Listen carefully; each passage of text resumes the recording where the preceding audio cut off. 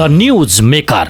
नमस्कार, the news मेकरको यो अर्को अङ्कमा स्वागत छ। म भूपाल लुइटेल।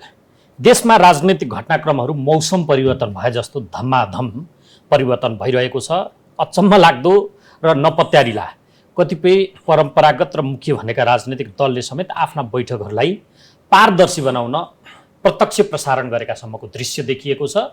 कांग्रेसले सुरु गरेको यो पथमा अरूले पनि त्यसलाई मार्ग बनाइरहेको जस्तो आभास हुन्छ। यसले दलीय बैठकहरूको पारदर्शिताले लोकतन्त्र अझ फस्टाउँछ वा कतिपय छद्म कामहरू, रणनीतिक कामहरू सार्वजनिक हुँदा त्यसले अप्ठ्यारो पार्ला। यो विषय एक आजको कार्यक्रममा उठान हुनेछ। दोस्रो, कांग्रेसभित्रकै गगन र शेखर एउटा समूह, देउबा अर्को समूह भनेर जसरी व्याख्या गरिएको थियो, यो बेला चाहिँ अब कांग्रेसको नेतृत्व देउबा पछाडि फेरि कोइराला खेमामा फर्किँदैछ र त्यसमा शेखर कोइरालाले दूरी बढाएर होइन कि अझ सामिप्यता बढाएर मधुरताका साथ देउबालाई खुसी पारेर नेतृत्व ल्याउँदै हुनुहुन्छ भनेर चर्चा सुरु भएको छ। कता कता कांग्रेस बैठक जुन प्रत्यक्ष प्रसारण भयो त्यहाँ त्यस्तै त्यस्तै सङ्केत पनि देखिएको छ। शेखर कोइरालाको त्यो अडान, त्यो आलोचनात्मक अभिव्यक्तिहरू सुन्न पाइएन, उहाँ मौनतामा बसेको देखियो। यसले परिवर्तनकारी नेतृत्व, परिवर्तनगामी नेतृत्व कांग्रेसको अब आउँछ वा परम्परागतकै निरन्तरता हुन्छ यदि शेखरमै फर्कियो र त्यो संस्थापनकै आवाजको रूपमा उहाँको उत्तराधिकारी बन्नुभयो भने। दोस्रो यो हो। तेस्रो, माओवादीभित्र पनि अलिकति आन्तरिक कलह जस्तो महासचिवको विषयलाई लिएर सुरु भएको छ। माओवादीमा के होला? सुन प्रकरण, विगतमा ललिता निवास र शरणार्थी प्रकरणमा माओवादी बाहेकका दलहरू मुछिएको जस्तो देखिन्थ्यो र त्यहाँ अग्रसरता र फटाफट मानिसहरू पक्राउ पर्ने क्रम थियो। यो बेला सुन प्रकरणमा माओवादी नेताहरूकै नाम जोडिएको छ। उहाँहरूलाई बोलाएर बयान लिने समेत हैसियत प्रहरीले राखेको छैन। यसलाई धेरैले शङ्काको सुविधा त दिएका छन्, तर त्यहाँ नेतृत्वमा माओवादी छ, त्यसकारण उसले छोप्न खोज्यो भने रहिएको छ। यसले के सङ्केत गर्ला? संघीयता र धर्मनिरपेक्षताको बहस त छँदैछ। कोशी प्रदेशमा फेरि सत्ता लिप्साका लागि कांग्रेसले गरेको राजनीतिले कांग्रेस कहाँ पुग्दैछ? यी विषयको सेरोफेर आजको कार्यक्रम रहनेछ। हामीसँग विश्लेषक सुदर्शन आचार्य हुनुहुन्छ। स्वागत छ तपाईँलाई। हजुर, धन्यवाद। सबभन्दा पहिला चाहिँ यो सुन प्रकरण र यही प्रकरणलाई लिएर संसदमा भइरहेको अवरोध, यो दुईटा बीचको साइनो हुनु जरुरी छ वा थियो? होइन, साइनो त अवश्य हुन जरुरी छ र थियो पनि। किन थियो भने यहाँले यसअघि भन्नुभयो चाहिँ ललिता निवास र नक्कली शरणार्थी प्रकरणमा राज्यको सक्रियता जुन स्केलमा देखियो, सुन प्रकरणमा राजस्व अनुसन्धान विभागको सक्रियता बाहेक जुन स्केलमा गृह मन्त्रालयको पनि सक्रियता देखिन्छ र नेपाल सरकारको पनि सक्रियता देखिन्छ भन्ने जुन अनुमान थियो, जुन अपेक्षा थियो, त्यो अनुमान र अपेक्षा अहिले चाहिँ खण्डित भएको छ। र कसरी?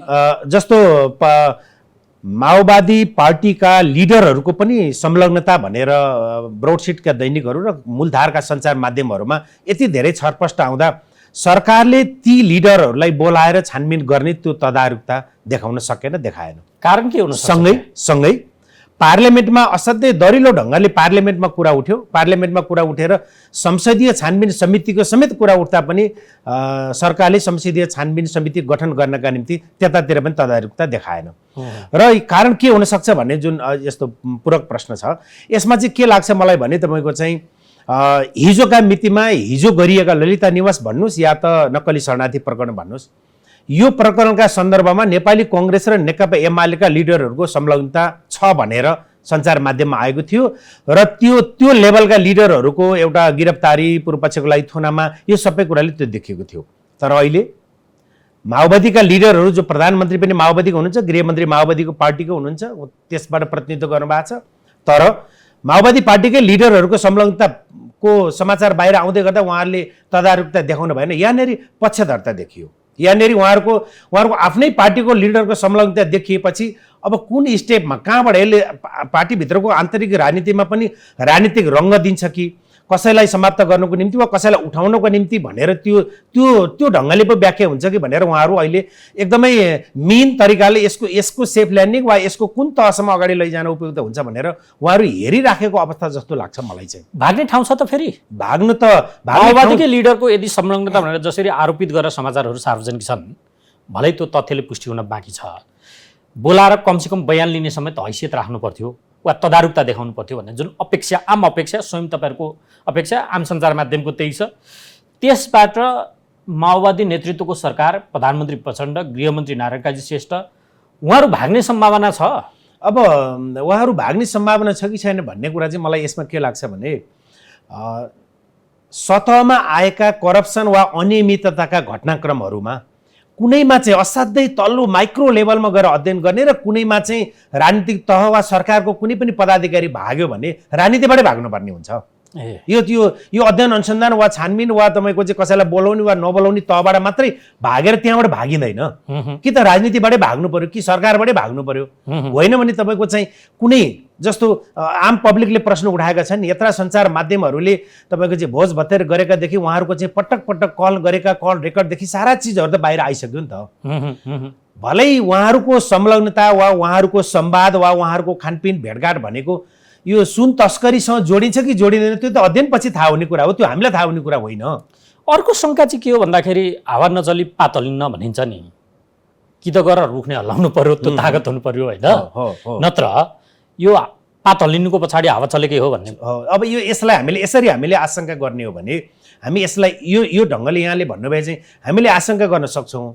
त्यो आशंकालाई निरूपण गर्ने हो वा होइन भनेर फाइनल गर्ने त त्यो त सरकारको आधिकारिक बडी हो नि त, सरकार हो नि त। कि त सरकारले चाहे वाइट बडी, चाहे यति ओम्नी वा कुनै पनि सन्दर्भ, चाहे नक्कली शरणार्थी, कहीँ पनि सरकारले आफूले छानबिनको दायरामा नल्याइकन, सरकार त्यहाँ इन्ट्री नगरिकन अख्तियार दुरुपयोग अनुसन्धान आयोग, राजस्व अनुसन्धान, राष्ट्र बैङ्क, यो मोनिटरिङ गर्ने जुन जुन संस्था छ, यो संस्थालाई कि त तिनीहरूलाई बलियो बनाएर अगाडि सार्नु पर्थ्यो। सरकारले साथ दिनु पर्थ्यो त्यो संस्थाहरूलाई। उनीहरूलाई साथ दिएर कोही दोषी कोही भाग्न खोज्छ भने उसलाई भाग्नबाट रोकेर ती निकायहरूलाई सरकारले साथ दिनु पर्थ्यो। अब यसमा त सरकार आफै खेलाडीको रूपमा मैदानमा त फुटबल लिएर झरिसक्यो नि त, होइन, नारायण चाहिँ झरिसक्नु भयो नि त। भनेपछि तपाईँको कहीँ चाहिँ कुनै तहमा चाहिँ उहाँको यसो मतलब छानबिन गर्नु वा अध्ययन अनुसन्धान गर्नुलाई नाजायज भनिएको होइन। कुनै तह चाहिँ छानबिनको दायरामा तपाईँको फटाफट दिन दुगुना रात चौगुना ल्याउने, त्यो राम्रो पाटो हो, त्यो ठिक भयो। अब कहीँ चाहिँ निरपेक्ष बस्दाखेरि तपाईँको चाहिँ यसलाई के भन्ने, पक्षधरता भन्ने कि नभन्ने, पक्षधरताको आभास हुन्छ कि हुँदैन। अब यही प्रकरणलाई लिएर प्रमुख प्रतिपक्षले त सदन अवरुद्ध गरेको घरै छ, 22 गतेसम्म ठेलिएको छ सदन स्थगित भएर। यसमा सरकारको नेतृत्व छैन, तर सदनको सबभन्दा ठुलो दल जसले पछाडिबाट अड्याउने काम गरेको छ यो सरकारलाई, उसको दबाव आवश्यक छैन कि ऊ किन चुप छ? होइन, जस्तो नेपाली कङ्ग्रेस त चुप छैन नि यो प्रकरणलाई लिएर। खोइ त उयो दबाब दिएकोबाट माओवादीका नेताहरू जस्तो यो सुन तस्करी भनिएको जुन प्रकरण छ, यो क्विन्टलका क्विन्टल काठमाडौँ एयरपोर्टबाटै भित्र काठमाडौँ छिर्यो भनिएको प्रकरण छ। यो प्रकरणमा त खास गरी तपाईँको नेपाली कङ्ग्रेसका एकजना सांसदले त तपाईँको यदि यसलाई तल्लो तहसम्म मेन तहले छानबिन नगर्ने हो भने कङ्ग्रेसको मैले संस्थागत धारणाको कुरा गरेको। संस्थागत रूपमा पनि नेपाली कङ्ग्रेस बोल्नु पर्थ्यो, बोलेन। नेपाली कङ्ग्रेस बोलेन, किनभने संस्थागत रूपमा नेपाली कङ्ग्रेस अरू सबै बोले पनि देउवा नबोलिन्जेलसम्म केही हुन्न। यो एकदमै यो त्यति मात्रै होइन, यो सन्दर्भ त्यति मात्रै होइन। जस्तो हिजोकै सन्दर्भ, जस्तो आजको मितिमा सुन प्रकरणमा त्यो क्विन्टलका क्विन्टल सुन काठमाडौँबाट अहिले पनि तपाईँको चाहिँ गृह र अर्थ मन्त्रालयका मातहतबाट त बाहिर आइसकेको थियो नि त। प्रधानमन्त्री कार्यालय मातहत रहेको राजस्व अनुसन्धान विभागले नियन्त्रणमा लियो। अर्थमन्त्रीले कुनै सन्दर्भमा उहाँले तपाईँको चाहिँ यो हामीले सुराकी खर्च बढाइदिएपछि अनि हाम्रो सुराकीले समाउन सफल भयो भन्नुभयो। उहाँको आफ्नै निकायबाट बाहिर निस्किसकेको छ, उहाँले त्यो भन्नुभयो। मलाई त्यो लाग्दैन। एउटा अन्तर्राष्ट्रिय कुनै यो सुन प्रकरणमा जहाँनिर जुन मुलुकलाई अथवा जहाँनिर ठेस लाग्छ उनीहरूकै सूचना हुनुपर्छ भन्ने मलाई लाग्छ। एउटा सन्दर्भ त्यो। अर्को सन्दर्भ तपाईँको चाहिँ नेपाली कङ्ग्रेसले यस्ता विषयवस्तुहरूलाई त तपाईँको लोकतन्त्रमा पारदर्शितामा आफ्नो केन्द्रीय समितिको बैठक समेत पनि लाइभ गर्ने, पारदर्शितामा त्यति जोड दिने काङ्ग्रेसले त यसलाई उच्च स्तरीय संसदीय छानबिन समिति गठन गरेर छानबिनमा उसले प्राथमिकता दिनु पर्थ्यो, तर त्यो संस्थागत रूपमा सुनिएन। एकदमै यो त्रुटि हो, यो नेपाली कङ्ग्रेसको त्रुटि हो। सँगै उसले अर्को अर्को पनि विषयमा कहाँनिर उठाउन चाहन्छु भने उसले तपाईँको चाहिँ पार्टीको सेन्ट्रल कमिटीको बैठकमा सेन्ट्रल कमिटीको पार्टी संस्थापन पक्ष अर्थात् सेन्ट्रल कमिटीको बहुमत चाहिँ पार्टीका नेता बालकृष्ण खाँडमाथि चाहिँ सरकारले अन्याय गर्यो भन्ने तहमा पुग्यो। त त्यो तहमा पुग्दै गर्दा आफै सम्मिलित सरकार छोडेर काङ्ग्रेस किन बाहिर आउँदैन? बाहिर आउनु पर्यो नि त। कङ्ग्रेस आफू सम्मिलित सरकारबाट बाहिर आउनु पर्यो, हाम्रो लिडरलाई अन्याय भयो, हाम्रो लिडरलाई न्याय देऊ भन्नु पर्यो। यदि लिडरले कमी कमजोरी गरेको हो भने सरकारलाई बल दिनु पर्यो, निष्पक्ष स्वतन्त्र ढङ्गले छानबिन गर भनेर। अगाडि भलै यो केन्द्रीय विषय समितिबाट उहाँले निलम्बन गर्न सक्नु पर्थ्यो। भलै यो विषय न्यायालयमा प्रवेश गरिसके हुनाले न्यायको नजरमा कोही तल माथि तेरो मेरो भन्ने हुँदैन, न्यायालय न्यायिक निर्णय गर्ला, न्यायिक निर्णय आउला। तर उसले त भन्नु पर्थ्यो तपाईँको चाहिँ वामपन्थीहरू चाहिँ आस्था र विश्वासका हिसाबले। मेरो सिधा प्रश्न चाहिँ विगतमा जुन अग्रसरता सरकारले देखायो नक्कली शरणार्थी प्रकरण ललिता निवासमा, त्यो स्याबासीको विषय थियो, धेरैले सरकारको र गृहमन्त्रीको सराहना नै गरेका हुन्। अहिले चाहिँ आफ्नै पार्टीको नेता मुछिरहेको छ, भलै पुष्टि हुन बाँकी छ, बयानसम्म गर्न सक्दैन। अब प्रमुख प्रतिपक्ष त सदन अवरुद्ध गरिरहेछ संसदीय छानबिन समितिको माग गरेर। सरकारको सबभन्दा ठुलो दल उसले दबाब दिन सकिरहेको छैन तिनलाई बयानका लागि ल्याऊ भनेर। के परिबन्धमा छ कङ्ग्रेस? अब यो नेपाली कङ्ग्रेस, त्यसपछि माओवादी केन्द्र जो सत्तामा छ दुईटा घटक र अपोजिसनमा रहेको, आजका मितिमा आवाज उठाइराखे पनि अपोजिसनमा रहेको नेकपा एमाले, यो तीनैवटा शक्ति कहीँ न कहीँ कुनै न कुनै घटनाको कुनै न कुनै हिसाबले परिबन्धमा छ भन्ने मलाई लाग्छ। किनभने तपाईँको चाहिँ प्रधानमन्त्रीको राजीनामा बेगर पार्लियामेन्ट चल्न दिँदैनौँ, हामी टसमस हुँदैनौँ भन्ने नेकपा एमाले, अनि फेरि मूलधारका तीनटा पार्टीका चाहिँ शीर्ष नेतृत्वहरू बसेर संवाद गर्ने बित्तिकै फेरि हाउस खुल्छ। अनि नेपाली कङ्ग्रेसले आवाज उठाउनु पर्थ्यो भनेको, नेपाली कङ्ग्रेस सुशासनका पक्षमा, विधिका पक्षमा आवाज उठाउने पार्टी चाहिँ नेपाली कङ्ग्रेस हो भनेर जनताले चिनिएको पार्टी नेपाली कङ्ग्रेस, उसले पार्लियामेन्टमा संस्थागत रूपमा चाहिँ तपाईँको आशालाग्दो तरिकाले आवाज उठाउँदैन। यसको मतलब यो संसदीय छानबिन समिति गठन गर्नु भनेको राजस्व अनुसन्धान विभागको काम नै खोज्नु र राजस्व अनुसन्धान विभागलाई काम गर्न नदिनु हो र? होइन नि त। राजस्व अनुसन्धान विभागले आफ्नो ढङ्गले काम गरिरहेछ, उसले वाइ पाइरहेछ, त्यो पाटो एकदमै राम्रो छ, उसले त्यो कामलाई उसले निरन्तरता दिन्छ। तर संसदीय छानबिन समिति गठन गरेर यो सन्दर्भ यो मात्रै होइन, यस्ता यावत विषयवस्तुहरूमा तपाईँको चाहिँ जनताले चुनिएका प्रतिनिधिहरूको सबैभन्दा उपल्लो थलो हो नि त संसद।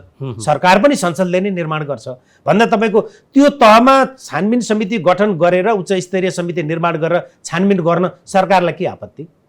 यसमा किन आपत्ति हुनु पर्यो? अनि पार्लियामेन्टमा तपाईँको सुशासन र पारदर्शिताको पक्षमा मुखरित रूपमा नेपाली कङ्ग्रेस त्यहाँ प्रस्तुत हुन सक्दैन भने पार्टीलाई पुस्तान्तरण अथवा पार्टीलाई रूपान्तरण कसरी गर्न सक्छ? जनताको बिचमा पार्टी कसरी स्थापित हुन सक्छ, कसरी स्थापित गराउन सक्छ भन्दाखेरि तपाईँको चाहिँ यस्ता विषयवस्तुहरू हामी तपाईँको चाहिँ कुन दलले उठायो वा कुन दलले उठाएन होइन, अपोजिसनले यो स्केलमा आफ्ना विषयवस्तुहरू उठाउँदै गर्दा सत्तारूढ दल नेपाली कङ्ग्रेस र माओवादी केन्द्र पनि सरकारमा छानबिनको लागि पनि सरकारमा रहेर पनि तदारुकता देखाउनु पर्यो र पार्लियामेन्टमा पनि समिति निर्माण गर्न उसले चाहिँ तपाईँको त्यो बाटो खोल्नु पर्यो वा प्रस्तावै गर्नु। अब यही सुन प्रकरण, जो क्विन्टल सुन प्रकरण छ, यो बिन्दु यस्तो हुन्छ कि जहाँ माओवादी नेताहरूलाई बयानमा समेत नबोलाउने र त्यहाँबाट सरकार भाग्ने हो भने राजनीतिबाटै भाग्नुपर्ने हुनसक्छ। अघि तपाईँले जे भन्नुभएको छ त्यो उनीहरूलाई या माओवादीलाई राजनीतिबाटै वा सरकारबाटै भगाउनका लागि एमाले र कङ्ग्रेस एक ठाउँमा आउने बिन्दु यो बन्न सक्छ। अब यहाँ एउटा एकदमै सान्दर्भिक प्रश्नमा एउटा विषय अगाडि सार्न चाहन्छु। जलहरी प्रकरण एक स्टेपमा पुगेपछि अनि थातिरहने, नक्कली शरणार्थी प्रकरण पनि एउटा तहमा पुगेपछि थातिरहने, अनि यो क्विन्टल सुन प्रकरण पनि तपाईँको चाहिँ एउटा तहमा पुगेपछि फेरि थातिरहने र यस्ता दर्जनौँ विषयवस्तुहरू ललिता निवास एउटा तहमा पुगेपछि थातिरहने, नीतिगत निर्णय भन्ने नेपाल सरकारको सचिवको तहसम्म चाहिँ बयानका लागि बोलाउने र त्योभन्दा माथि गएपछि फेरि पनि थातिरहने, यस्ता विषयवस्तुहरू एउटा तहमा पुगेर थातिरहँदै गर्दा अनि जनताले तपाईँको चाहिँ 84 को निर्वाचनमा जनताले के गर्ला? सके त त्योभन्दा अगाडि कुनै राजनीतिक दल वा नागरिक समाज वा अलिकति जनताका बिचमा फेस भ्यालु भएको कुनै पनि संस्थाको आह्वानमा सके त त्योभन्दा अगाडि नै सडक आन्दोलन हुनसक्छ। यस्तो एउटा तहमा पुग्दै रोकिँदै गर्ने हो भने एउटा त त्यो आन्दोलनको एउटा ज्वारबाट उठ्न सक्छ। मान्नुस् ल आन्दोलन उठेन, आन्दोलनको आह्वानकर्ता पनि कोही भएन, आह्वानकर्तालाई जनताले पत्याएनन् भने जनता सुसुप्त विद्रोह गर्छ नि त। जनताले गर्ने विद्रोह भनेको सडकमा टायर बाल्ने र ढुङ्गा हान्ने मात्रै होइन नि त, मतदानका माध्यमबाट पनि त जनताले विद्रोह गर्न सक्छन्। त्यति बेला 2084 मा पुग्दै गर्दा अनि मूलधारका राजनीतिक दलको अवस्था के हुन्छ? त्यति बेला अहिले लाइभ बैठकमा अहिले नेपाली कांग्रेसले लाइभ बैठक गर्यो, आजबाट माओवादी केन्द्रले लाइभ बैठक गर्दैछ। अब संसदका बैठक, संसदीय दलका बैठक, राजनीतिक दलका बैठक, यावत सबै बैठकहरू अब लाइभका निम्ति तपाईँको चाहिँ अब प्रेसर हुँदै जान्छ भन्दा तपाईँको जनताले त हेरिरहेका छन् कसले जनताको पक्षमा बोल्यो। केन्द्रीय समिति हिजो अस्तिको कांग्रेस केन्द्रीय समितिको बैठककै सन्दर्भ उठाउनु पर्दा पनि तपाईँको चाहिँ सुशासनका पक्षमा को उभियो, को बोल्यो र भ्रष्टाचारका पक्षमा र तपाईँको चाहिँ भ्रष्टाचारको केसमा पूर्वपक्षको लागि थुनामा पुगेका लिडरको पक्षमा को बोल्यो भन्ने कुरा जनताले त रेकर्ड गरेको होला नि त। जनताले गर्ने रेकर्ड भनेको त मन मस्तिष्कमा पनि त जनताले रेकर्ड गर्छन् नि त। अनि त्यति बेला जनताको बिचमा र भोलि महाधिवेशनको सन्दर्भमा 82मा हुने महाधिवेशनमा कार्यकर्ताको तहमा जानु पर्दैन लिडरहरू। अनि त्यति बेलाको विद्रोहले त उहाँले थ्याक्न सक्नुहुन्छ। अहिले यस्ता यावस विषयवस्तुहरू यसरी उठेका विषयवस्तुहरूलाई रोक्दै जाने, थुन्दै जाने हो भने त्यो बाँध फुट्दाखेरि अनि यो दलहरूको हकीकत के हुन्छ, के हालत के हुन्छ भन्दाखेरि तपाईँको यतातिर मूलधारका राजनीतिक दलहरूले सोच्ने कि नसोच्ने। द न्यूज मेकर नेकपा एमाले र नेपाली कांग्रेसको हिजो ललिता निवासको सन्दर्भ भन्नुहोस् वा नक्कली शरणार्थी प्रकरणमा चाहिँ त्यो तहमा हुँदा चाहिँ एकदम उत्साहित भएर ज्वरोभन्दा पनि अझ तलसम्म भन्ने लिडर आज माओवादी केन्द्रका नेताहरूको संलग्नता हो कि होइन, उहाँहरूको सुन प्रकरणमा उहाँहरूको संलग्नता छ कि छैन, त्यो त छानबिनपछि थाहा हुने कुरा, हामीले थाहा हुने कुरा होइन। पक्षधरता देखिएको महसुस एमाले र कांग्रेसले गरे भने उनीहरू एक ठाउँमा आउने र राजनीतिबाट माओवादीलाई वा सरकारबाट माओवादीलाई धपाउने अवस्थामा पुग्छन् उनीहरू। अब एउटा करप्सनको केसमा एक थरी दलहरू एकातिर आउने, अर्को करप्सनको केसमा अर्का थरी दलहरू एकातिर आउने, अनि तपाईँको चाहिँ छानबिनलाई चाहिँ प्रभावित बनाउने यो ढङ्ग भयो भने पनि फेरि पनि तपाईँको 84मा उनीहरू सिद्धिने नै हो। त्यो त पछाडि आउने तपाईँले परिणामको कुरा गर्दै हुनुहुन्छ। मैले वर्तमान सोधेको चाहिँ यसको लहरो त कहाँसम्म जोडियो भन्दा नक्कली शरणार्थी प्रकरण र ललिता निवास दाउपेच छ नि त। त्यहाँ त कांग्रेस एमाले मुछिएको देखियो, विगतमा अलिक बढी उनीहरू मुछिएका देखिएका छन्। अनि त्यो प्रकरणलाई पनि अब सौदाबाजी गर्नका लागि भए पनि कांग्रेस एमाले संसदीय छानबिन समिति बनाउने कुरामा जोड दिने, एक ठाउँमा आउने, माओवादीलाई ठिङ्गुराउने, त्यो अवस्थातर्फ राजनीति अघि बढ्ने सम्भावना। मैले त्यो सम्भावना चाहिँ अलिकति म किन पनि कम देख्छु भने कांग्रेस र नेकपा एमाले र कांग्रेस एकै ठाउँमा आएर माओवादी केन्द्रलाई एक्लो बनाउने तहमा पुग्ने भनेको चाहिँ त्यति बेला सरकार अदली बदलीको निम्ति, सरकारै परिवर्तनको निम्ति त्यो तहमा पुग्ने अवस्था आउन सक्छ। सरकार परिवर्तन भनेको तपाईँको अहिले एउटा केसमा एकजनालाई पत्र काटेर वा न्यायालयबाट गिरफ्तारको निम्ति पूर्व स्वीकृति लिएर मान्छे नियन्त्रणमा लिए जस्तो सत्ता पलट भनेको एकै रातमा हुन सम्भव छैन। त्यो भए हुनाले तपाईँको चाहिँ अहिले मूलधारका राजनीतिक दल र त्यो दलमा आबद्ध उपल्लो तहका नेताहरूले यति धेरै कमजोरी गरे कि सत्ताले चाहँदा आजै वा भोलि नै जोसुकैलाई पनि समातेर ल्याएर बयान गर्न सक्ने अवस्था रह्यो भन्दा कांग्रेस र एमाले माओवादी केन्द्रलाई सरकारबाट बाहिर निकालेर सरकार निर्माण गर्नु पूर्व त यो पार्टीका धेरै लिडरहरूलाई बयानको निम्ति आएर जनताकै बिचमा एउटा उनीहरूको चाहिँ एउटा चरित्रलाई छर्लङ्गाइदिने स्थिति रहन सक्छ। भले अहिले फेरि पनि म भन्छु, भले अहिले फेरि पनि माओवादी केन्द्रका लिडरहरूको संलग्नता कुनै न कुनै घटनामा देखियो। सञ्चार माध्यमले उठाएको कुरालाई यदि हामीले सही मान्ने हो र आधिकारिक मान्ने हो भने भले त्यसको स्वतन्त्र रूपमा पुष्टि हुन बाँकी छ। भन्दाखेरि महाराजका बाउछोरा जोडिएको विषयदेखि लिएर वर्षमान पुनको फोटो जो बिचौलिया भनिएको छ मुखी उसँगै सार्वजनिक भइरहेको छ नि त। अब उहाँहरूले कुन सन्दर्भमा उहाँहरू भोज भतेरमा सामेल हुनुभयो हो, तपाईँको त्यहाँ सामेल भएर तपाईँको चाहिँ सुन यसरी ल्याउने, अनियमितता यसरी गर्ने भनेर हो वा अन्य सन्दर्भ हो, यो त पुष्टि हुन बाँकी छ। तर एउटा डरलाग्दो पाटो चाहिँ के हो भने दुईटा पाटो, एउटा चाहिँ कुनै पनि करप्सनका अथवा अनियमितताका ठुला केसहरू भयानक ठुलो चाहिँ एकदमै तरङ्ग पैदा हुने गरी उठान हुने र सामान्य ढङ्गले अवतरण हुने, यो तपाईँको चाहिँ नेपालको एउटा रोग बन्यो, एउटा पाटो। अर्को पाटो सुनले भयानक ठुलो विस्फोट ननिम्त्याउला, सुनको जुन आयात जसरी तस्करी भइरहेछ यसले भयानक ठुलो विस्फोट र धनजनको क्षति, मानवीय क्षति ननिम्त्याउला कि। तर सुन आए जसै गरी तपाईँको हतियार वा विस्फोटक पदार्थ त काठमाडौँको एयरपोर्टबाट नेपाल भित्रिँदै तपाईँको अन्य मुलुकमा जाने कुरा त रोकिँदो रहन्छ नि त। हामीले त यसरी अनुमान गर्न सकिन्छ नि त। भन्दाखेरि तपाईँको चाहिँ हाम्रो सूचना संयन्त्र, हाम्रा लिडरहरूको चाहिँ तपाईँको एउटा आस्था, विश्वास, इथिक्स कहाँनिर रह्यो? उहाँहरूले तपाईँको चाहिँ अब यो मैले यसअघि पनि भने तपाईँको चाहिँ काठमाडौँको एयरपोर्टबाट यति ठुलो स्केलमा चाहिँ सुन आउन सक्छ भने हाम्रा बोर्डरहरू त खुला छन्। बोर्डरहरूबाट तपाईँको चाहिँ आवत जावत वारब्यार चाहिँ तपाईँको चाहिँ तस्करी कति ठुलो स्केलमा भइरह होला भन्दा त्यसको असर अन्य मुलुकहरूलाई कुन स्केलमा भइरह होला। अनि हामी तपाईँको चाहिँ जस्तो एउटा मूर्त रूपमा म तपाईँलाई बताऊँ, हामी खालि तपाईँको राष्ट्रवादका नाममा तपाईँको चाहिँ भारतको भयानक ठुलो विरोध गर्यो भने असाध्यै ठुलो राष्ट्रवादी बनिन्छ भनेर हामी विरोध गर्नका निम्ति तयार हुन्छौँ। तर हामी कहाँ आएका हतियार, हामी कहाँ आएका चाहिँ सुनहरू, हामी कहाँ यावत तस्करीका जे जति पनि नेपाललाई ट्रान्जिट पोइन्ट बनाएर जे जति पनि आउँछ त्यसको असर भारतमा जाँदाखेरि भारतलाई त्यसको असर पर्दैन।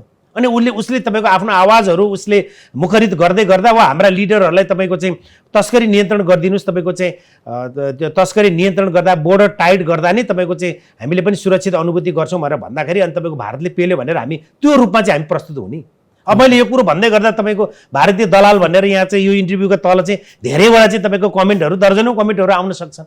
तपाईँको उसको चाहिँ सुरक्षा संवेदनशीलताको विषय रहेन, हाम्रो पनि रह्यो नि, हाम्रो पनि रहेन भन्दाखेरि तपाईँको चाहिँ यस्तो अब यो यसरी जे पनि आउने जसरी पनि आउने हाम्रा लिडरहरूलाई तपाईँको चाहिँ लिडर त लिडर भएनन्, हाम्रा लिडर त लिडर नभएर डिलरमा रूपान्तरण भयो नि त, लिडर डिलर भए। अनि यो हुँदै गर्दा यो प्रकरणसँग चाहिँ कतिपयको संशय जो मैले अवधि रेकर्ड कतिपय मानिसले भनेको सुने र अड्कलबाजी त्यो छ, यो सुन प्रकरणमा जो माओवादीका नेताहरू मुछाइएको छ, यद्यपि पुष्टि हुन बाँकी छ, त्यो चाहिँ माओवादीको आन्तरिक शक्ति सन्तुलनसँग पनि सम्बन्धित छ र त्यसलाई सन्तुलन र नियन्त्रणमा राख्नका लागि प्रचण्डले त्यो किसिमको दाउपेच गरिराख्नु भएको छ भन्ने तवरमा यो माओवादीको महासचिवको विषय फेरि चर्चामा छ नि त। विप्लवजीलाई भित्र्याउने, बाँकीलाई साइड लगाउने वा सन्तुलनमा राख्ने भन्ने तवरबाट पनि बढ्ता अलिक केन्द्रित छ कि भनेर एक खालको संशय सुरु भएको छ। त्यसमा कुनै साइनो राख्छ यसले? अब घटनाक्रम त्यो ढङ्गले विकसित चाहिँ हुनसक्छ। घटनाक्रम चाहिँ वर्षमान पुनहरू, जनार्दन शर्माहरू, उहाँहरू जुन जुन केसमा विगतदेखि जसरी सामेल हुनुभयो, जुन जुन घटनामा उहाँहरूको संलग्नता भनिएको छ, त्यो केसमा उहाँहरू डामिँदै जाने र नेतविक्रम चन्द लगायत माओवादी केन्द्रमा पनि रहेका चाहिँ उपल्लो तहका लिडरहरूले जिम्मेवारी प्राप्त गर्दै जाने त्यो घटनाक्रम चाहिँ त्यसरी डेभलप हुन सक्छ। तर एउटा कुरा चाहिँ नेतविक्रम चन्दले तपाईँको चाहिँ यो अर्थ मन्त्रालयको चाहिँ सीसीटीभीको चाहिँ ज्याक चाहिँ नेतविक्रम चन्दले काट्नका निम्ति कोही मान्छे पठायो र?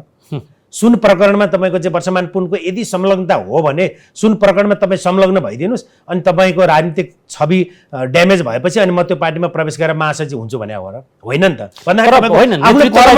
नेतृत्वलाई चाहिँ यो मौका हो, त्यो उनीहरूलाई साइड लगाइदिने, अर्कोलाई भित्र। राजनीतिमा तपाईँको चाहिँ अब कोही मान्छे राजनीतिमा तपाईँको चाहिँ अब गर्न हुने नहुने सबै घटनाक्रमहरूमा कोही मान्छे सामेल हुँदै जाने अनि कोही मान्छे सामेल हुँदै जाँदाखेरि तपाईँको त्यो सामेल हुँदै गएका मान्छेलाई महत्त्वपूर्ण जिम्मेवारी दिँदै गर्दा त त्यो राजनीतिक दल पनि त फेरि पनि समाप्तिको बाटोमा ओह्रालो यात्रामा लाग्न सक्छ नि त।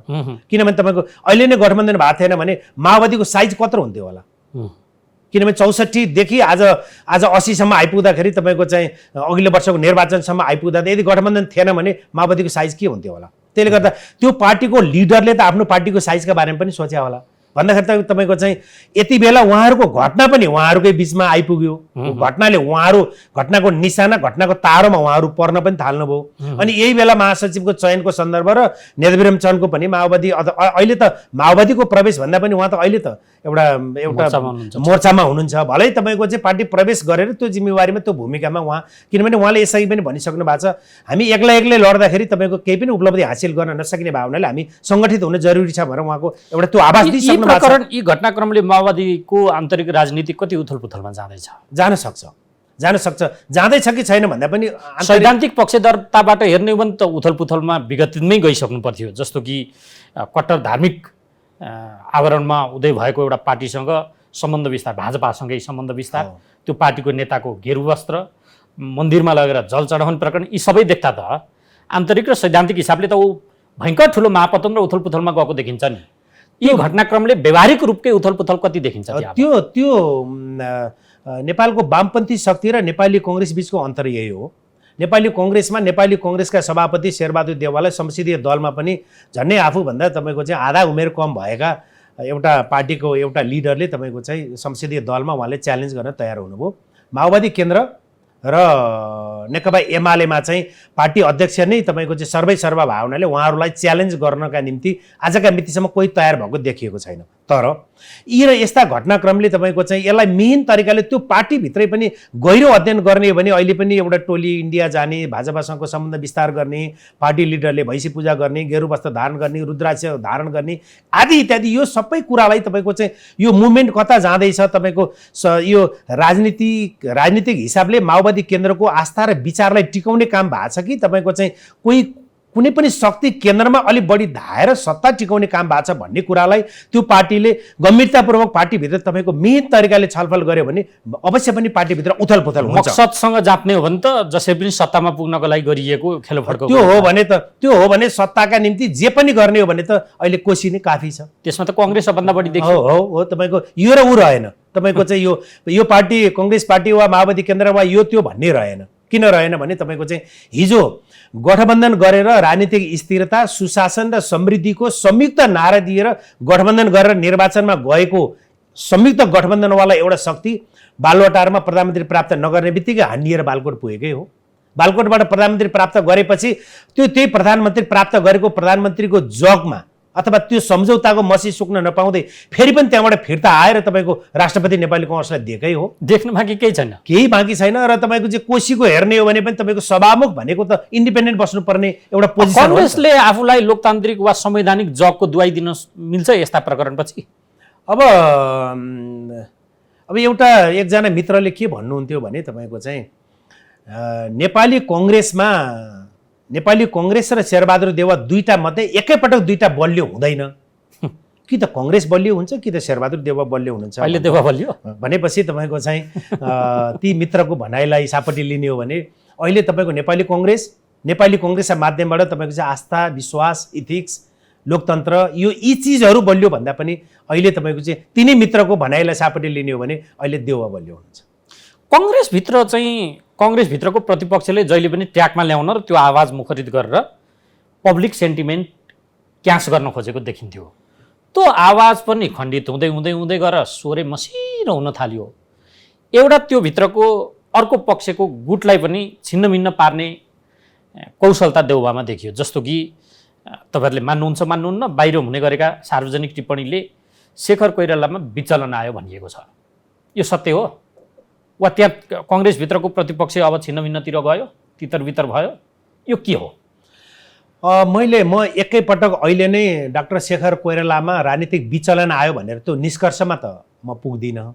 तर एउटा सत्य कुरा चाहिँ के हो भने तपाईँको शेरबहादुर देउवासँग निकट रहेर जसरी हिजो रामचन्द्र पौडेलले राष्ट्रपति प्राप्त गर्नुभयो र अन्य लिडरहरू प्रकाशमान सिंह, किशन प्रसाद सिटौला, विमलेन्द्र निधि, डाक्टर शशाङ्क कोइराला लगायत लिडरहरू जसरी आफूलाई शेरबहादुर देउवाको निकट राखेर तपाईँको चाहिँ जीवनको उत्तरार्धमा कुनै पोजिसन प्राप्त गर्ने जुन दौरानमा उहाँहरू हुनुहुन्छ, त्यसै गरी डाक्टर शेखर कोइराला पनि आफूलाई शेरबहादुर देउवाको निकट देखाएर आफूतिर रहेको मतसँगै शेरबहादुर देउवासँग रहेको पनि त्यो ब्लकको मत पनि लिएर तपाईँको चाहिँ पार्टीको पोजिसनमा जानका निम्ति तयार हुनुभयो भन्ने खालको एउटा आशंका कङ्ग्रेसभित्र बलियो छ। त्यसलाई पुष्टि गर्छ, बलियो छ। त्यसलाई अहिले हालै सम्पन्न केन्द्रीय समितिको बैठकमा उहाँको चाहिँ एकदम मधुर एकदमै धीमा टाइपको उहाँको स्वरले पनि यो कुरालाई पुष्टि गर्छ।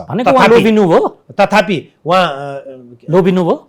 यसलाई तपाईँको चाहिँ त्यो कुराले भोलि पोजिसनमै पुगेर नेपाली कङ्ग्रेसको पार्टी सभापति र प्रधानमन्त्रीको पोजिसनमै पुग्नुपर्छ भन्ने सोच अलि बढी उहाँमा पलायो, त्यहाँ लोभ देखिन्छ। तर एउटा हाइपोथेटिकलै कुरा मानौँ उहाँले देउवाजीलाई रिजाएर नेतृत्व लिनुभयो, यो काल्पनिक हो तर सत्य हुन पनि सक्छ भने त्यो नेतृत्व चाहिँ शेखरको नेतृत्व यदि भयो भने त्यो परिवर्तनको आवाज मुखरित गर्ने नेतृत्व हुन्छ कि थपक्कै देउवाजीको उत्तराधिकारीको रूपमा रहन्छ? त्यो त्यति बेला शेरबहादुर देउवासँग मिलेर शेरबहादुर देउवाले पार्टीको सभापति डाक्टर शेखर कोइराला बाहेकका उपसभापति, महामन्त्री लगायत सहमहामन्त्री लगायत सिङ्गो केन्द्रीय समितिमा उहाँले निर्माण गरेको शेरबहादुर देउवाले निर्माण गरेको टिममा गएर शेखर कोइराला पार्टी सभापति बन्नुभयो भने उहाँ तपाईँको केवल पार्टी सभापतिका निम्ति पार्टी सभापति बाहेक बाँकी केही पनि भन्नुहुन्न। तर विश्वासको हिसाबले चाहिँ पूर्णबहादुर खड्का भन्दा बढी धेरै विश्वास आजको दिनमा अब शेखर कोइरालाप्रति रह्यो देउवाको। अब अहिले कसरी नाप्ने? अहिले नै त्यो तहमा भन्दा पनि तपाईँको चाहिँ शेखर कोइराला, डाक्टर शेखर कोइराला र गगन विश्वहरूलाई एकदम नजिक हुनै नसक्ने गरी त्यो दूरी टाढा बनाइदिएपछि भोलि पुनः काङ्ग्रेसको विधान संशोधन गरेर शेरबहादुर देउवा आफै पार्टी सभापति लड्ने सम्भावना पनि उत्तिकै छ। ल मान्नुहोस् लड्नु भएन, शेरबहादुर लड्नु भएन भने शेखर कोइराला र गगन विश्व प्रदीपहरू चाहिँ एकै ठाउँमा रहनै नसक्ने गरी त्यो खालको स्थिति सिर्जना गरेपछि पुनः पूर्णबहादुर खड्कालाई नै पार्टी सभापति अगाडि सारेर तपाईँ मुलुकको प्रधानमन्त्री बन्नुहोला भनेर शेखर कोइरालालाई त्यो आश्वासन दिएर पुनः पूर्णबहादुर खड्कालाई नै पार्टी सभापति सार्ने सम्भावना पनि उत्तिकै छ। मान्छे भ्यागु त हुने खतरा पनि उत्तिकै छ, त्यो खतरा पनि उत्तिकै छ। सँगै यदि गगन विश्व प्रदीपहरू जो रूपान्तरणका निम्ति पार्टीलाई पुस्तान्तरणका निम्ति र तपाईँको चाहिँ एउटा सञ्चार माध्यमहरूले पनि तपाईँको एउटा आशाको रूपमा लिएका व्यक्तिलाई पनि फुटाउने खालको गेम पनि हुनसक्छ। पुनः उहाँहरूलाई पनि गगन विश्व प्रदीपलाई पनि फुटाउने गेम हुनसक्छ। उहाँहरू कति एक ढिक्का भएर उहाँहरू कति रहन सक्नुहुन्छ, परिवर्तनको पक्षमा उहाँहरू आफूलाई एकै ठाउँमा राखेर कति शक्तिशाली भएर उभिन सक्नुहुन्छ, उभिनुहुन्छ, उभिनको निम्ति तयार हुनुहुन्छ, त्यो हेर्न बाँकी नै रहेको त्यो सम्भावना पनि छ। संस्थापन इतरको गुटमा कन्फिडेन्स देखिएन, त्यो दुविधा सिर्जना गरियो, दुविधा सिर्जना गरियो। भले उहाँहरू त्यो मैले भने तपाईँको चाहिँ गगन विश्व प्रदीपहरूको आजका मितिमा दरार पैदा भयो, मैले त्यो तहमा म पुगेको होइन हो। त्यो मोटामोटी उहाँ त तपाईँको उहाँले परिवर्तनको पक्षमा उहाँले तपाईँको केन्द्रीय समितिको बैठकमा पनि, पार्टीको केन्द्रीय समितिको बैठकमा पनि तपाईँको चाहिँ नेपाली कङ्ग्रेस जस्तो पार्टी तपाईँको 10 महिना 11 महिनासम्म केन्द्रीय समितिको बैठक बस्दैन, संसदीय दलको बैठक बस्दैन। यो बीचमा यति ठुला घटनाक्रमहरू आरोह अवरोह भए त्यसका बारेमा हामी समीक्षा गर्दैनौँ, यो ठिक भएन सभापतिजी भनेर उहाँले तपाईँको चाहिँ भन्न सक्नु भएन, केन्द्रीय समितिमा भन्न सक्नु भएन, कम्तीमा हिजो भन्न सक्नु भएन। केन्द्रीय समितिको बैठकमा तपाईँको आगामी दिनमा तपाईँले जे गर्नु भए पनि टुलु हेरेर हामी साथ दिन तयार छैनौँ। त्यसले गर्दा तपाईँलाई साथ दिँदै गर्दा जनताबाट नेपाली कङ्ग्रेस र जनताबाट हामी टाढिन्छौँ भन्ने कुरा चाहिँ त्यो आवाज पनि मुखरित हुनुपर्थ्यो डाक्टर शेखर कोइरालाको, त्यो आवाज पनि हामीले त्यहाँ पाएनौँ, त्यो मुखरित भएन। भनेको गगन थापा उहाँ स्वयंका लागि थ्रेट बन्नुहुन्छ भन्ने डर पनि भयो कि? अब उहाँभित्र चाहिँ कुन तत्त्वले काम गर्यो, के विषयवस्तुले काम गर्यो, आफ्नो ठाउँमा रह्यो। हजुर, आफ्नो ठाउँमा रह्यो। हामीले एउटा त्यो कोणबाट पनि हामीले विश्लेषण गर्न सक्छौँ। तर के हो भने तपाईँको चाहिँ डाक्टर शेखर कोइराला जसरी परिवर्तनको पक्षमा उभिनु पर्थ्यो, उहाँको आवाज यसरी मलिनो हुँदै जाँदाखेरि त स्वभावैले तपाईँको चाहिँ केन्द्रीय समितिको बैठकबाटै देखिसक्यो नि, शेरबहादुर देवा भर्सेस गगन थापा भनेर। अब त शेखर कोइराला लगायतका पार्टीका लिडरहरू त अब त साइड लागिसक्नुभयो। केन्द्रीय समितिको बैठकले देखायो, विचारले देखायो, पार्टीको महामन्त्रीले पार्टीको केन्द्रीय समितिको बैठकको निर्णय सार्वजनिक गर्दा सुशासनका सन्दर्भमा तपाईँको चाहिँ आफ्नो फरक मत राख्नु पर्यो। सिङ्गै नेपाली कङ्ग्रेस पार्टीले तपाईँको चाहिँ आफ्नो लिडर तपाईँको थुनामा पर्दै गर्दा पनि, पूर्वपक्षलाई थुनामा जाँदै गर्दा पनि आफ्नो लिडर भलै त्यहाँ पुग्दै गर्दा पनि तपाईँको नेपाली कङ्ग्रेसले तपाईँको चाहिँ यो न्यायालयमा पुगेको विषय भावनाले तपाईँको चाहिँ हाम्रो लिडरलाई निलम्बन गर्छौँ, या त राजीनामा लिनु पर्थ्यो, नभए हाम्रो लिडरलाई निलम्बन गर्छौँ र न्यायालयले गरेको फैसलालाई हामी स्वीकार्छौँ भनेर भन्न सक्नु पर्थ्यो। भन्दा तपाईँको सेन्ट्रल कमिटीको बैठकको निर्णय अथवा सेन्ट्रल कमिटीको बैठकमा त कुन ढङ्गले प्रस्तुत भयो भन्ने कुरा त जगजाहेर छ। भनेपछि तपाईँको चाहिँ एउटा संस्थापन पक्ष त्यसरी प्रस्तुत हुने, अनि तपाईँको संस्थापन इतर पक्षको अभिभावक हो नि त डाक्टर शेखर कोइराला। उहाँले त तपाईँको परिवर्तनको पक्षमा, सुशासनका पक्षमा यावत विषयवस्तुमा त गगन विश्व प्रदीपहरूको पनि अभिभावकको रूपमा उहाँ त्यहाँ प्रस्तुत हुन सक्नु पर्थ्यो। उहाँको आवाज पनि मलिनो भएपछि त्यहाँ आवाज त मुखरित रूपमा आवाज त गगन थापाकै भयो नि, त्यहाँ आवाज त प्रदीप पौडेलकै भयो नि, त्यहाँ आवाज त विश्वप्रकाश शर्माकै आवाज मुखरित भयो। भनेपछि त तपाईँको शेरबहादुर देवा भर्सेस गगन विश्व प्रदीप भनेर देखिएपछि अब राजनीतिमा पनि त उहाँहरू स्थापित हुने, जनताका एजेन्डा उठाउने, जनताको बीचमा जाने, कार्यकर्ताको बीचमा जाने, त्यो कुराले त अब यही बाटो तय गर्छ नि त। खैर, अब एमालेको कुरा गरौँ। म अब उत्तरार्धतिर पनि छु कार्यक्रमको। एमाले चाहिँ यो सुन प्रकरणलाई लिएर संसद अवरुद्ध जसरी गरिरहेछ, अन्त चलरी प्रकरणलाई लिएर पनि प्रमुख प्रतिपक्षको भूमिका सदनमा बडो गजबसम्म देखिएको छ। हुन त अब फेरि अवरुद्ध हुनु नै सबै चिज हो भन्न मिलेन, तथापि उच्च स्तरीय संसदीय छानबिन समिति नै किन र गर्ने निकायले त्यसको काम गर्ने नै हो। यो चाहिँ तिमीहरूका विगतका कुकर्मलाई ढाकछोप गर्न र सौदाबाजी गर्नका लागि तिमीहरू यो गरिरहेको छौ भनेर अर्को आलोचनाको कोणबाट पनि यो विषय केही सार्वजनिक भइरहेको मैले देखेँ। त्यसमा केही दम छ? अब नेपाली कङ्ग्रेस पनि हिजोका मितिमा अपोजिसनमा थियो, तर नेपाली कङ्ग्रेस अपोजिसनमा हुँदै गर्दा पनि तपाईँको चाहिँ नेपाली कङ्ग्रेसले अपोजिसनको चरित्र हिजोका मितिमा देखाउन सकेका थिएन। यो नेकपा एमाले आजको पार्लियामेन्टमा देखाएको अपोजिसनको चरित्रलाई, तपाईँको चाहिँ अपोजिसनको भूमिकालाई त्यसलाई नजरअन्दाज सत्ता पक्षले गर्न मिल्दैन। यो जायज छ एकदमै। तपाईँको यो उसले गर्ने तौर तरिका के होला, तपाईँको चाहिँ भोलि तोडफोडमा उत्रिएला, भोलि तपाईँको चाहिँ सभ्यताभन्दा बाहिर ऊ पुग्ला, त्यसलाई जायज मान्न नसकिएला। तर अपोजिसनले पार्लियामेन्टमा मुद्दा उठान गर्छ भनेको यो सराहनीय छ, एकदमै सराहनीय छ। मुद्दा उठान गर्छ र यो उठान गरेको यो मुद्दाका सन्दर्भमा यो वा त्यो किन नेकपा एमालेतिर लक्षित भनिएको चाहे जलहरी प्रकरण भन्नुहोस् वा यति ओम्नी प्रकरण भन्नुहोस् वा आजका मितिको सुन प्रकरण भन्नुहोस्, सबै विषयवस्तु छानबिन गर्नका निम्ति सत्ताले छानबिन समिति बनाए हुँदैन।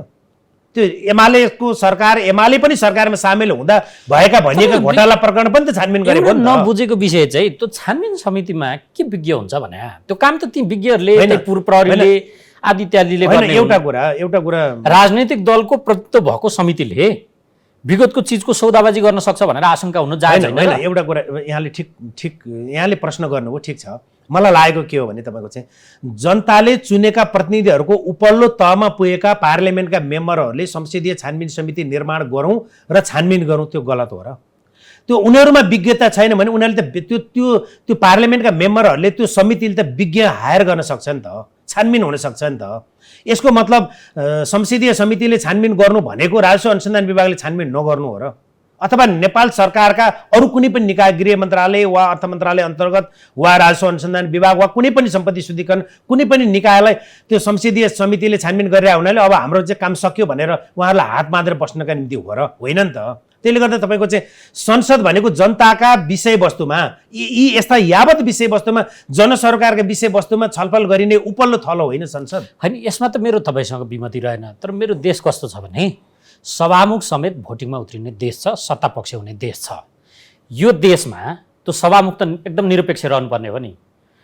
दलीय आधारमा संसद चुनिएर सदनमा पुगेको र दलीय व्हिपबाट गाजिने त्यो संसद यी दलको दाउपेचबाट टोटली निरपेक्ष हुन्छ र त्यसले सही काम गरिदिन्छ भन्ने कुरामा म कसरी विश्वास गर्छु त? यहाँनिर लाजमर्दो छ। यहाँले सङ्केत गर्न खोज्नु भएको कुरा एकदमै ठिक हो। तपाईँको चाहिँ जसले निष्पक्ष भूमिका निर्वाह गर्नुपर्थ्यो उनी कहीँ न कहीँ दलीय ढङ्गले कहीँ न कहीँ आबद्ध छ र आग्रहमा तपाईँको न्याय सम्पादन गर्छ। तपाईँको चाहिँ चाहे सभामुख भन्नुहोस्, चाहे तपाईँको चाहिँ दौरा सुरुवाल कोट लगाएर तपाईँको चाहिँ हामीलाई न्यायाधीश नियुक्ति गरिदिनु भएकोमा तपाईँप्रति अनुग्रही छौँ भनेर लामबद्ध रूपमा चाहिँ पार्टी कार्यालय जाने न्यायाधीश भएको देश हो यो।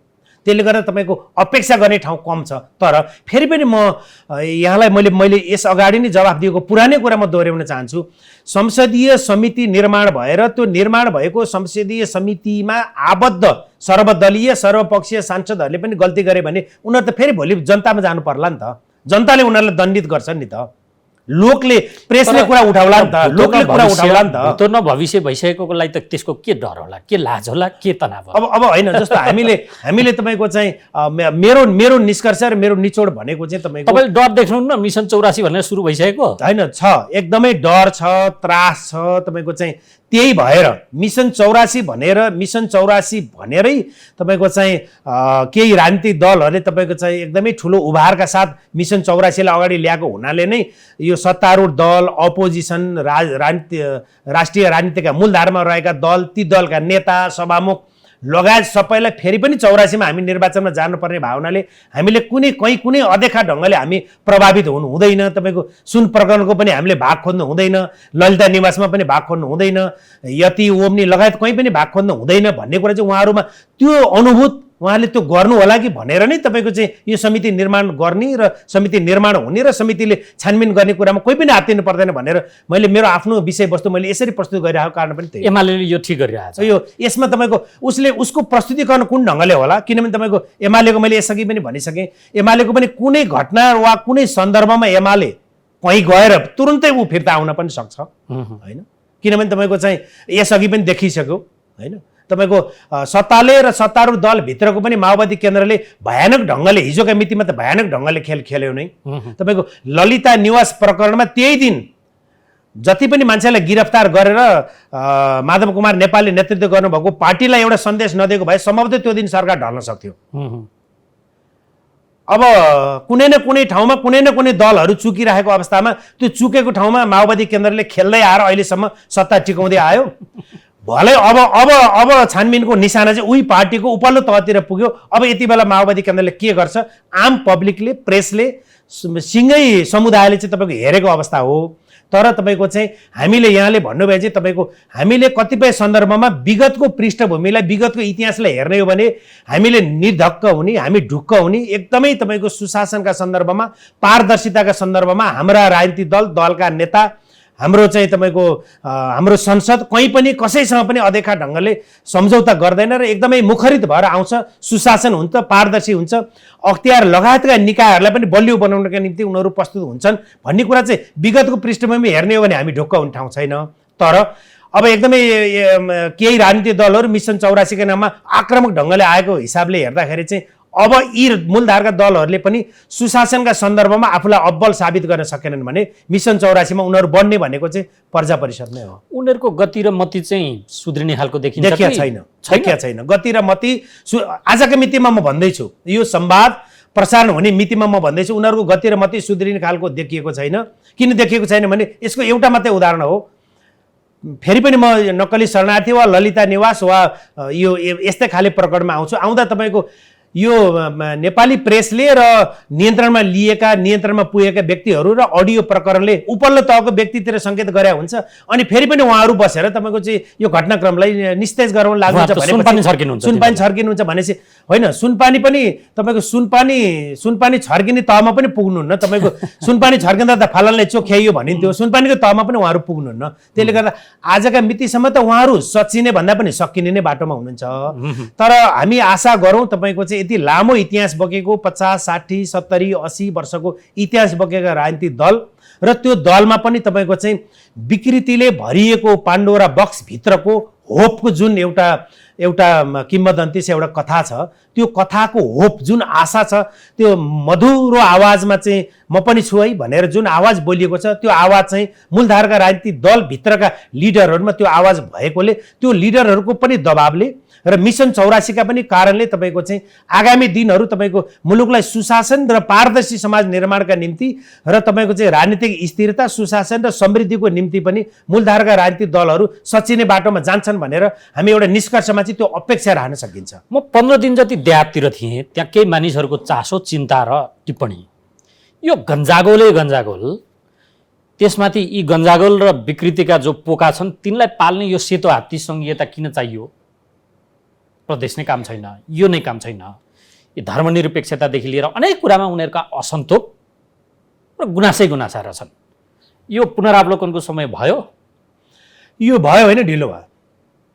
यो रिभ्यू गर्ने समय भयो होइन कि रिभ्यू गर्ने समय नै ढिलो भयो। संहिता चाहिन भने एकदमै संघीयता नेपालका निम्ति संघीयता, यो संघीय प्रणाली भनेको धेरै महँगो भयो र यसको उपयोगिता, यसको उपादेयता पनि धेरै कम देखियो। किनभने स्थानीय तहलाई बलियो बनाउँदा स्थानीय तहले स्थानीय तहमा गर्ने विकास निर्माणका काम र त्यहाँका जनप्रतिनिधिले गरेको काम गराइले स्थानीय तह बलियो हुँदै गएको छ र छिटपुट घटनाभन्दा बाहेक तपाईँको विकास निर्माणका सन्दर्भमा काम गर्ने स्थानीय तह नै हो।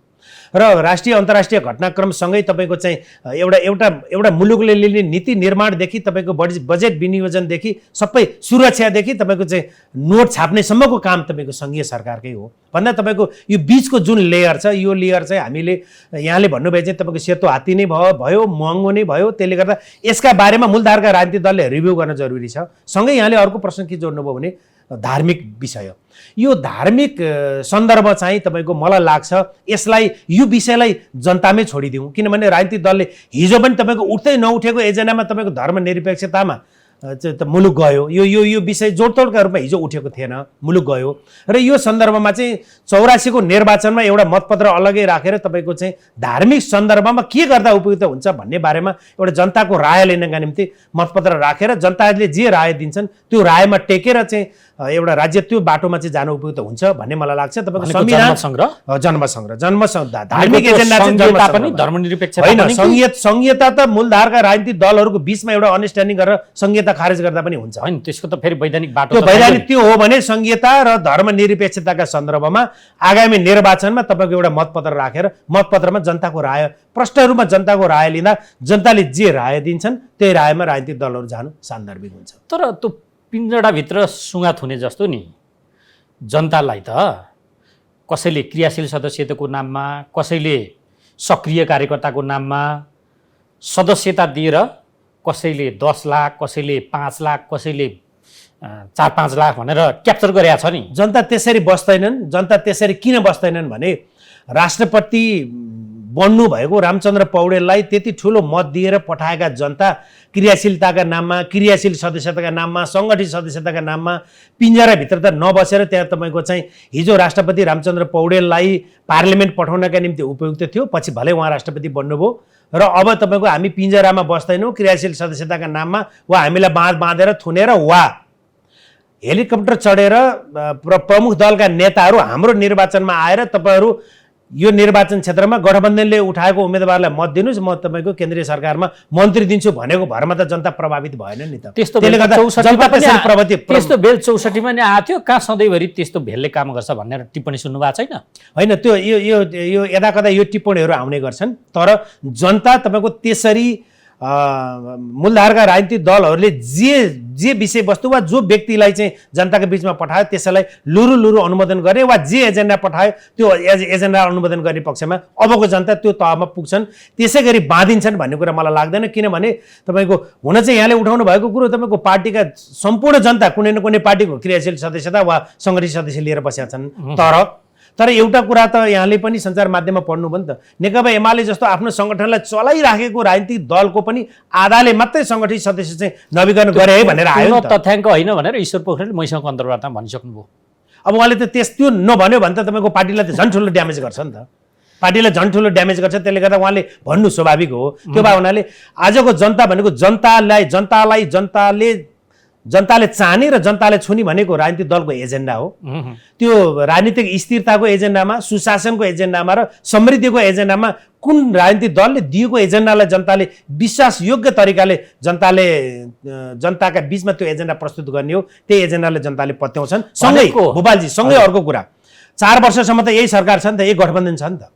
4 वर्षसम्म अब बाँकी अवधि यही सरकार छ र यही गठबन्धन छ भनेपछि जनतालाई भरोसायोग्य हुने गरी, जनताले विश्वासयोग्य हुने गरी, जनताले पत्याउने गरी तपाईँको चाहिँ विकास गरिदियो भनेर र सुशासन पनि कायम गरिदियो, कोही पनि भ्रष्ट छन् भने उनीहरूलाई कारबाही गर्ने कुरामा कहीँ पनि सम्झौता नगरिकन विकास निर्माणको काम गरिदियो भने त जनताले पत्याइहाल्छ नि। अब हाम्रो विकास निर्माणको काम गराइ चाहिँ चारवटा लिडरहरूको चाहिँ निर्वाचन क्षेत्रमा मुलुकको सिङ्गो बजेटको आधा चाहिँ 4वटा निर्वाचन क्षेत्रमा पठाउने, अनि जनताले चाहिँ आफूले जे भन्यो लुरुलु जनताले त्यही मान्नुपर्छ भन्ने मान्यता, अनि जनता मानेर बस्छन् भनेको 84 चाहिँ अझै खस्किने अवस्था, त्यस पछाडि काँचुली फेर्ने अवस्था हुने पुराना र सच्चिने ठाउँ छ राजनीतिक दललाई। किनभने अहिले जो सच्चिनुपर्छ भनेको उनीहरू सत्तामा छन्, शक्तिमा छन्। सत्ता र शक्तिमा भएको राजनीतिक दल र त्यो शक्तिले जनताका बिचमा तपाईँको आफूलाई एउटा सुशासनका सन्दर्भमा पनि तेरो मेरो नभनिकन टोपबहादुर रायमाझी र बालकृष्ण खाँड मात्रै होइन कि आफ्नै लिडरहरूको पनि अर्को एउटा सन्दर्भमा आफ्नै लिडरको नाम आउँदा पनि उनीहरूलाई पनि बोलाएर छानबिन गर्ने त्यो हैसियत राख्नु पर्यो। त्यो हैसियत भनेको सच्चिने हैसियत हो, दल सच्चिने हैसियत हो, माओवादी केन्द्र सच्चिने हैसियत हो। काङ्ग्रेसले पनि सुशासनका सन्दर्भमा मुखरित हुने गरी आफ्नो आवाजलाई प्रष्ट गर्नु पर्यो, त्यो पनि सच्चिने हैसियत हो। सरकारमा छ नि त, प्रभावशाली मन्त्रालय लिएर सरकारमा नेपाली काङ्ग्रेस छ नि त। भन्दै गर्दा तपाईँको चाहिँ उसले विकासका सन्दर्भमा, विकास निर्माणका सन्दर्भमा, बजेट विनियोजन गर्ने सन्दर्भमा समानुपातिक ढङ्गले चाहिँ तपाईँको बजेट विनियोजन भोलिका मितिमा आज पक्षधरता देखाए पनि, आज एकातिर ढल्के पनि बजेट विनियोजनका सन्दर्भमा भोलि समानुपातिक ढङ्गले चाहिँ बजेट बाँड्यो भने जनताले त्यति बेला पत्याउँछन् नि त। भन्दाखेरि तपाईँको चाहिँ सच्चिने टाइम अझ पनि पर्याप्त टाइम छ। अब सच्चिएन भने प्रजा परिषद हुने कुराबाट त रोक्न सकिँदैन। अब अन्तिम प्रश्न, करिब 45-50 मिनटको छलफलमा धेरै कुरा आए। लगत्तैकै हाम्रो देशको दूर कुरा नगरौँ, लगत्तैका भावी आगतकै कुरा गर्दा चाहिँ के देख्नुहुन्छ तपाईँ? यो देश, यो राजनीति, यो जनता, यही अन्योलता, यही के हो भन्नेमै अघि बढ्दैछ कि अलिक केही चित्र सार्प, अलिक क्लियर केही देखिने? आजका मितिमा छैन। आजका मितिमा भयानक अन्यल छ, एकदमै राजनीतिमा पनि अन्यल छ, मुलुकको अर्थतन्त्रमा अन्यल छ, प्रशासनिक निकायमा अन्यल छ। संवैधानिक निकायहरूलाई निष्पक्ष, स्वतन्त्र, एकदमै पारदर्शी तरिकाले न्याय सम्पादन गर्न दिने कुरामा पनि अन्यल छ। कसैले कुनै सन्दर्भ उठायो भने तपाईँको चाहिँ महाभियोग फेस गर्नुपर्ने भन्दाखेरि तपाईँको एकदमै चित्र यति धेरै मूलधारका राजनीतिक दलका कारण चित्र यति धेरै अन्यल भयो कि तपाईँको चाहिँ स्टन्ट गर्ने दलहरूलाई जनताले पत्याइदिन थाले। म भन्दैछु स्टन्ट गर्ने दलहरूलाई जनताले पत्याइदिन थाले। मूलधारका राजनीतिक दलको ओह्रालो यात्राका कारण उनीहरूको यात्रा उकालो हुँदै गयो। त्यसले गर्दा लामिछानेजीहरूको पार्टी स्टन्ट नै गर्छ। अब उहाँहरू लगायत अन्य राजनीतिक दलहरू पनि छन् होइन, कोही स्वतन्त्र व्यक्ति हुनु होला, कुनै राजनीतिक दल होला तपाईँको चाहिँ उहाँहरूले, किनभने उहाँहरूले कुनै पनि काम जनताका बिचमा त पुष्टि गरिसक्नु भएको छैन नि त। किनभने उहाँकै पार्टीको कुरा गर्ने हो भने पनि पार्टीको पार्लियामेन्टको मेम्बर बनाउने सन्दर्भमा करोडौँको चाहिँ टेप प्रकरण त बाहिर आयो भनेपछि त्यहाँभित्र पनि तपाईँको चाहिँ एउटा अँध्यारो पाटो त फेरि सुरु भइसकेको रहेछ। तथ्य यो पनि हो कि त्यो टेप प्रकरण आए पछाडि झन्डै मत दिएर उहाँलाई विजय गराले उहाँहरूले भलै ती व्यक्तिलाई कारबाही पनि गर्नुभयो, पार्लियामेन्टको मेम्बरबाट कारबाही पनि गर्नुभयो। त्यो पाटो भोलि तपाईँको यही हो पारदर्शिता र यही हो सुशासनका पक्षमा आफूलाई उभ्याएको प्रमाण। यसै गरी तपाईँको चाहिँ मूलधारका दलहरू पनि उभ्याए भने तपाईँको चाहिँ मुलुकले एउटा गति लिन सक्छ। तर आजका मितिमा अन्यल हुँदाहुँदै पनि कङ्ग्रेस, एमाले, माओवादी र राष्ट्रिय स्वतन्त्र पार्टी र इभन परिवर्तनलाई आत्मसात गर्नका निम्ति पनि डराउने शक्ति भनिएको एउटा चाहिँ यथास्थितिवादी पार्टी भनिएको राष्ट्रिय प्रजातन्त्र पार्टीमा पनि एउटा रूपान्तरण र एउटा पुस्तान्तरणको मुद्दा जबरजस्त रूपमा चाहिँ त्यो मुद्दा अगाडि आएकोले तपाईँको चाहिँ पार्टीलाई तपाईँको चाहिँ यो यथास्थितिमा रमाउने पार्टी र यथास्थितिमै रमाउने पार्टीका मूलधारका पार्टीका लिडरहरूलाई किनारा लगाएर त्यो पार्टीभित्रबाट पनि तपाईँको रूपान्तरण गर्न चाहने शक्ति चाहिँ बलियो रूपमा कार्यकर्ताको बलमा र जनताको बलमा आउँछन् र भोलि मुलुकलाई एउटा आशाको केन्द्रतिर चाहिँ उनीहरूले डोर्याउँछन् भन्ने कुरा फेरि पनि त्यहाँनिर अपेक्षा गर्ने ठाउँ चाहिँ पर्याप्त छ। तत्कालै 3-4 महिनाभित्रै कुनै उथलपुथल वा ठुलो परिवर्तनको सम्भावना? अब यो चाहिँ तत्काल 3-4 महिनाभित्र उथलपुथलको सम्भावना भनेको चाहिँ करप्सनकै केसमा भयो भने करप्सनको केसमा हुनसक्छ। यसमा तपाईँको कसैलाई ठेस लाग्यो भने सरकारबाट बाहिरिने वा तपाईँको चाहिँ फलानलाई समाउने फलानलाई नसमाउने भनेर दलहरूभित्र गठबन्धनभित्र पनि झगडा चाहिँ उत्कर्षमा पुग्यो भने यही बिचमा चाहिँ तपाईँको राजनीतिक उथलपुथल हुनसक्छ। अबको यो यहाँले भन्नुभयो चाहिँ अबको 3-4 महिनाभित्रको राजनीतिक उथलपुथल वा मुलुकमा कुनै घटना घट्यो भने चाहिँ त्यसको केन्द्र भागको विषयवस्तु भनेको चाहिँ करप्सन नै हुनेछ। त्यही नै हुनेछ। त्यो प्रबलता त्यो सम्भावना देखिन्छ। किनभने मूलधारका राजनीतिक दलका कुनै पनि व्यक्ति अछुतो रहेनन्। यो करप्सनले चाहिँ तपाईँको करप्सनको सुईले चाहिँ उकालो यात्रा तय गर्दैछ। यसलाई कुनै पनि बिन्दुमा रोक्न खोजियो भने तपाईँको रोक्न खोजिएकै बिन्दुबाट तपाईँको आन्दोलन उठ्न सक्छ। त्यसले गर्दा आन्दोलन उठ्नु पूर्व राजनीतिक दलहरू आफू सचिन जरुरी छ। सचिन जरुरी भनेको तपाईँको आफ्नो पार्टीको जो कोही पनि कुनै पनि दलको जो कोही पनि नेता होस् उनीहरूलाई तपाईँको चाहिँ तेरो मेरो नभनिकन कारबाही गर्नुपर्ने हुन्छ। सार चाहिँ म टुङ्ग्याउँछु, जनताले तत्कालै एकदम अनुहारमा चमक खुसी त्यस्तो हुने सम्भावना तत्कालै यही राजनीतिले दिने? आजका मितिमा त गठबन्धनको सरकार छ, सरकारमा उहाँहरू हुनुहुन्छ, अङ्कगणितका हिसाबले सरकार निर्माण भएको छ, दलमा सरकारमा कसको हातमा सरकार छ, नेतृत्वमा को हुनुहुन्छ भन्ने कुरा हामीले प्रश्न देखेकै छ। तपाईँको चाहिँ 22 पटक 25 पटक चाहिँ तपाईँको एउटा पार्टीको एउटा लिडरले जिम्मेवारी पाउँछ, तर न कार्यकर्ताबाट जितेर आउँछ न जनताबाट जितेर आउँछ। तथापि उसले 22-25 पटक जिम्मेवारी प्राप्त गरेकै हुन्छ भन्दा तपाईँको यस्ता मान्छेहरू पुगेको सरकार वा यस्ता मान्छेहरू पुगेको पार्टीको उपल्लो तबाट हामीले धेरै ठुलो अपेक्षा राख्नु त हाम्रै कमजोरी हुन्छ।